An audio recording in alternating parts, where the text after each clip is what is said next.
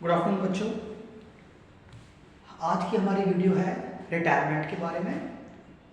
हमने अपने पुराने वीडियो में रिटायरमेंट के ट्रीटमेंट ऑफ गुडविल के बारे में समझा था और आज हम समझेंगे रिटायरमेंट का वो बड़ा क्वेश्चन जो 6 मार्क्स का आता है। तो उस क्वेश्चन में revaluation account, partner capital account और बैलेंस शीट ये तीनों बनाने पड़ते हैं। उसी से रिलेटेड मैंने क्वेश्चन यहाँ पे लिख दिया है। Preparation of revolution account, partner capital account and balance sheet, ये कुछ इसमें क्वेश्चन में हमको ये तीनों चीजें प्रिपेयर करनी है। तो आज हम सीखेंगे कि ये तीनों चीजें प्रिपेयर कैसे होती हैं। देखिए एनएसजी एक पार्टनर है। एनएसजी 3 पार्टनर हैं जिनका रेशो, डिस्ट्रीब्यूशन रेशो जो है 2:3:5 का है। On 31 March 2016 their balance sheet was, यानी 31 मार्च 2016 को जो उनकी बैलेंस शीट दे रखी है वो दे रखी है नीचे ये रही। अब इस बैलेंस शीट के बेस पर नीचे कुछ एडजस्टमेंट दे रखी है, ठीक है।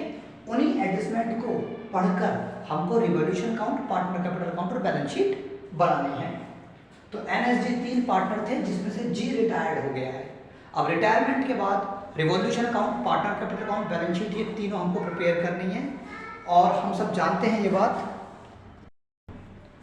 हम सब ये बात अच्छे से जानते हैं कि रिवॉल्यूशन अकाउंट जिस तरीके से एडमिशन में बनता है सेम उसी तरीके से वो रिटायरमेंट में भी बनेगा।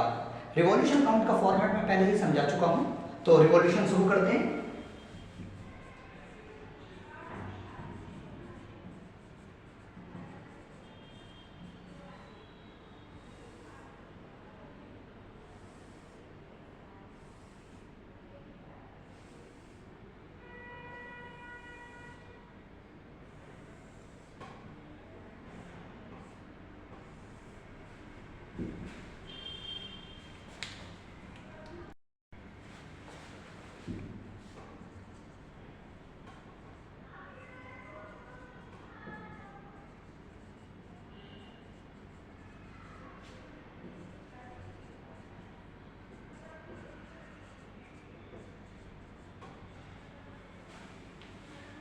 देखिए बच्चों, तो ये रहा हमारा रिवैल्यूएशन अकाउंट। अब रिवॉल्यूशन अकाउंट में मैं आपको पहले ही समझा चुका हूं, यदि असेट्स बढ़ेगा इस तरफ और घटेगा इस तरफ, यदि लायबिलिटी बढ़ेगी इस तरफ और घटेगी इस तरफ। तो स्टार्ट करते हैं।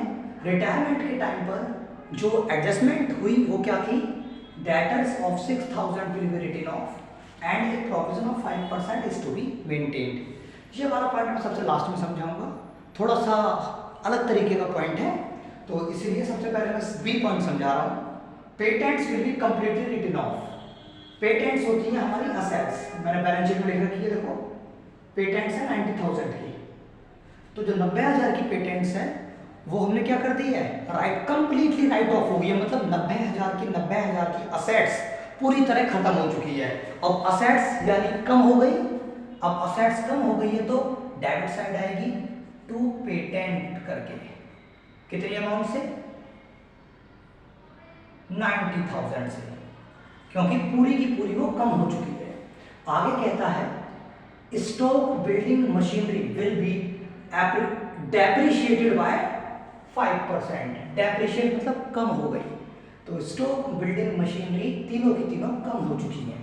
अगर कम हो चुकी है यहां पर आएगी टू स्टॉक, टू बिल्डिंग,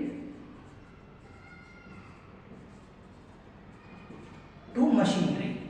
ये तीनों कम हुई है और तीनों की तीनों असेट्स हैं, तो डेबिट साइड लिखेंगे। अब कम होकर देखो इनकी वैल्यू निकालते हैं, कितनी आती है? स्टॉक है हमारा 1,50,000। 1,50,000 का 5%, क्योंकि 5% से कम हो गई। 1,50,000 का 5% कितना आएगा?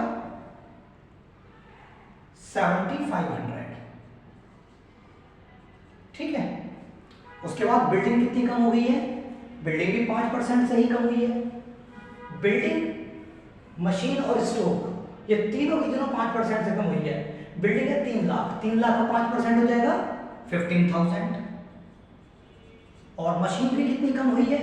मशीनरी 4,50,000 की है, उसका 5% निकालोगे तो आ जाएगा 22500, यानी 22,500। ठीक है। उसके बाद कहता है unrecorded creditor of 30,000 rupees is accounted. मतलब अनरिकॉर्डेड क्रेडिटर, क्रेडिटर मतलब होती है लायबिलिटी। अब यहाँ पर क्या हुआ, ये जो लायबिलिटी है ये लायबिलिटी अनरिकॉर्डेड थी, यानी रिकॉर्ड नहीं कर रखी थी। अब अकाउंटेड, यानी अकाउंटेड मतलब अब रिकॉर्ड कर ली, या अब रिकॉर्ड कर ली मतलब लायबिलिटी बढ़ गई होगी। पहले रिकॉर्ड नहीं थी, अब रिकॉर्ड हो गई तो लायबिलिटी बढ़ गई। अब लायबिलिटी बढ़ गई है तो इस तरफ आती है टू क्रेडिटर करके। कितनी बढ़ गई? 30,000 से पूरी बढ़ गई। ठीक है। अब इसके ये हमारा रिवॉल्यूशन अकाउंट के अंदर जो आइटम आने थे बी सी ये कंप्लीट हो चुके हैं।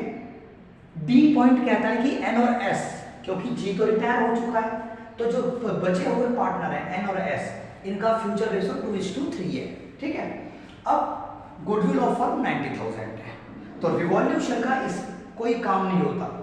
रिवॉल्यूशन अकाउंट में इन दोनों का कोई काम नहीं है, सिर्फ असेट्स और लायबिलिटी का काम होता है, जो हमने यहाँ पर कंप्लीट कर दी है। लेकिन ए पॉइंट मैंने छुड़वा दिया था, अब इसको समझते हैं इसमें क्या था। देखिए, debtor of 6,000 will be written off. ये कहता है जो डेटर है, डेटर मतलब आपकी असेट्स, ये डेटर 6,000 से राइट ऑफ हो चुके हैं। राइट ऑफ का मतलब होता है खत्म हो गए, घट गए। ठीक है ना। तो 6,000 रुपए राइट ऑफ खत्म हो चुके हैं, यानी मर गए हमारे। जो डेटर थे अब वो 6,000 रुपए नहीं देंगे। And a provision of 5% is to be maintain, और 5% का प्रोविजन बनाया गया है। तो पूरी लाइन का मतलब ये हुआ कि जो 6,000 के डेटर थे वो तो खत्म हो गए। अब जब वो खत्म हो गए तो हमने 5% का प्रोविजन और बना लिया, कि हमें डर था कि और भी खत्म हो सकते हैं, तो इसलिए हमने 5% का प्रोविजन और बना लिया। और अगर प्रोविजन बनता है तो हम यहां पर लिखते हैं क्योंकि प्रोविजन बढ़ रहा है। अब हम यही पता करेंगे कि प्रोविजन बढ़ा या घटा, उसको मैं साइड में समझाता हूं। देखो, हमारे पास डेटर थे 1,35,000 के, जिनमें से 6,000 तो डूब गए, यानी 6,000 माइनस कर दो, और माइनस करके आ जाएगा ये 1,29,000। इतने डेटर हमारे बचे हैं। ठीक है। अब कहता है कि 5% का प्रोविजन बनाना है। देखो, एक बात सदा याद रखो, जो प्रोविजन निकलता है ना वो उस डेप्टर पे निकलता है जिस डेप्टर में से हमारे बैड डेप्ट या फिर written off, debtors written off वो माइनस हो चुके हों। जैसे यहाँ पे लिखा है ना 6,000 रुपये रिटन ऑफ। रिटन ऑफ का मतलब क्या है? ये बैड डेप्ट था। तो डेटर में से जब ये रिटन ऑफ या बैड डेप्ट लेस हो जाता है, फिर जो डेटर बचता है उसका प्रोविजन निकालते हैं। यानी 1,29,000 हमारे डेटर बच गए हैं, इसका 5% निकालिए, कितना आ गया? 5 नहीं 45 का 5, यहाँ से लगा 4, 5 रुपीस।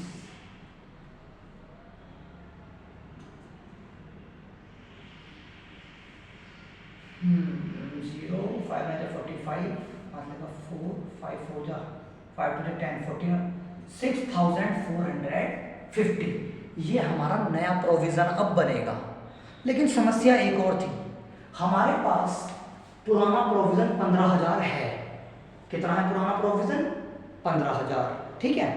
अब आते हैं नीचे, जो नया प्रोविजन होना चाहिए वो 6,450 होना चाहिए, ये कह रहा है। ये न्यू प्रोविजन है ना, ये है प्रोविजन। अब चक्कर क्या हुआ, हमारे पास पुराना प्रोविजन पहले से है, मतलब जो हमारे पास पुराना ओल्ड प्रोविजन है, ओल्ड प्रोविजन वो क्या है?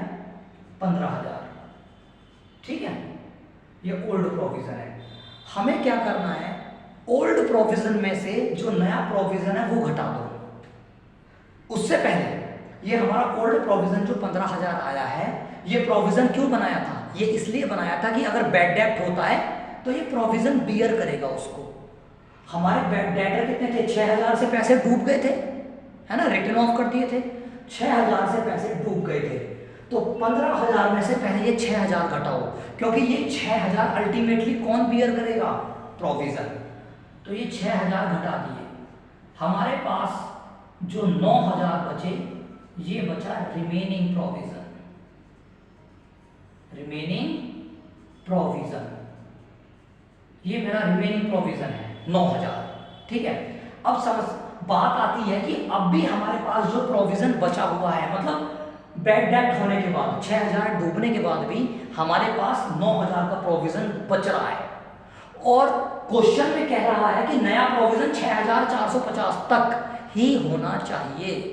मैं दोबारा बोल रहा हूं, हमारा जो प्रोविजन बच रहा है वो 9000 रुपये बच रहा है, लेकिन क्वेश्चन में कह रहा है कि जो नया प्रोविजन हो 6450 तक हो, यानी हमारा पुराना प्रोविजन ज़्यादा बना हुआ है।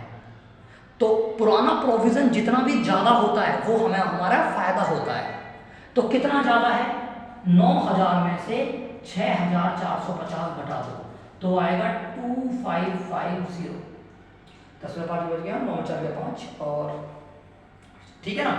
ये हमारा क्या है, एक्सेस प्रोविजन, क्या है, एक्सेस प्रोविजन।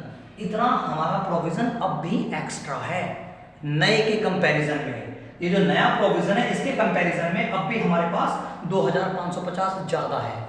मतलब हमारे पास जब भी एक्सेस प्रोविजन हो जाए तो समझ लो हमें फायदा हो रहा है, और फायदा आएगा रिवैल्यूएशन अकाउंट में इस तरफ बाय प्रोविजन के नाम से। कितना, 2550। तो बेटा ये सारे पॉइंट इस तरीके से सॉल्व होंगे। अब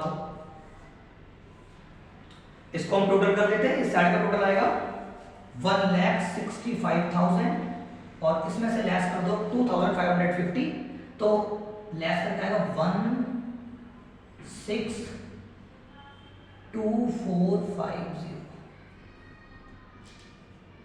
अब इनका टोटल 165,000 आ जाएगा। अब ये जो बचा है, ये बचा है आपका loss by profit and loss, bracket में लॉस, ठीक है। लॉस बच गया है। अब इस लॉस को डिस्ट्रीब्यूट कर दो, किसमें, एन पार्टनर में, एस पार्टनर में, जी पार्टनर में। ये लॉस इन तीनों में डिस्ट्रीब्यूट होगा किस रेशो में, ओल्ड में। ओल्ड रेशो है 2:3:5, ठीक है।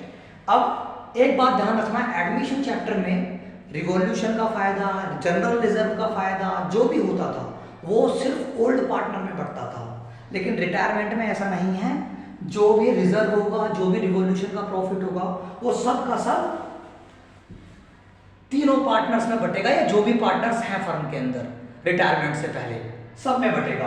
तो इसको अगर आप 2:3:5 में बांटोगे तो आपका आता है